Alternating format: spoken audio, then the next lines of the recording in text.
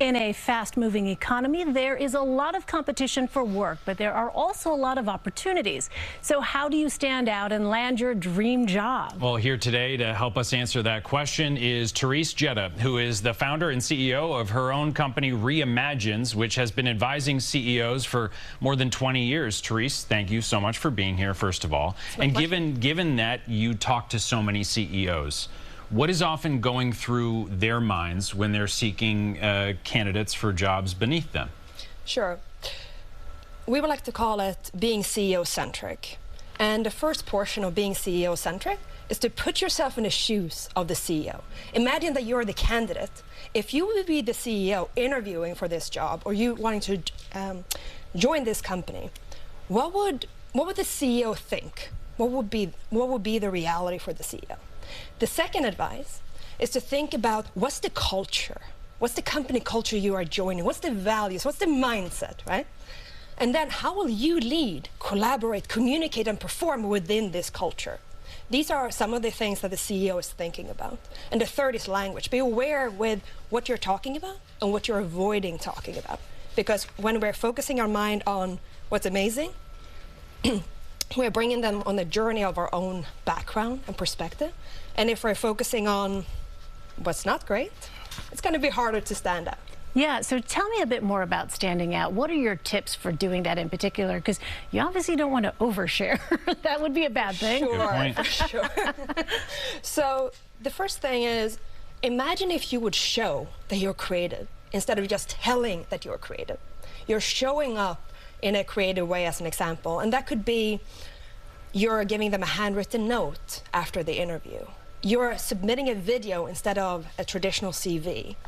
You are preparing questions that can really amplify the impact of the company and the position already in the interview stage. So sort of imagining they already have the role and already taking ownership of that, right? That is one. Another one is to tap into your uniqueness. We are all unique, right? And we shouldn't be afraid of really showcasing our uniqueness. So whatever that might be, let's say in my earlier days, I did natural bodybuilding. And in the gym... You did? Amazing. That's pretty cool. That is very cool. I did. And when you do that, there's a lot of discipline, focus, determination that is required, right? And that is the same of being a founder. And then the third thing I would say is, a lot of individuals, they are lifelong learners, and they have this dedication and devotion to learning new things. Don't be afraid of showing that in the interview. What book are you reading? Which podcast are you listening to? And share that wisdom and knowledge with the interviewer, and all of that is going to make you stand out. Interesting. All right. And it seems like, I mean, just based on what you've described in the graphics we've put on our screen so far, there's a lot of prep required here. You have to know what the company and what the CEO values and what they might want to hear. And you don't want to just be speaking only to that, because you want to, and to your second point, be yourself and show how you're unique. So is that something that people should know, that prep and doing your homework before these conversations is hugely important? That's an excellent point. Absolutely.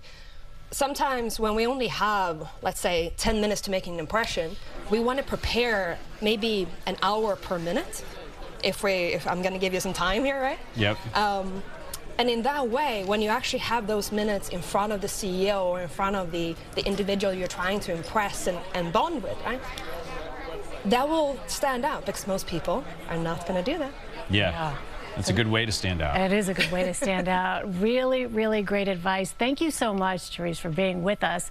For more information, go to Therese's website, where you'll find articles she's written about this topic. That's reimaginez.com.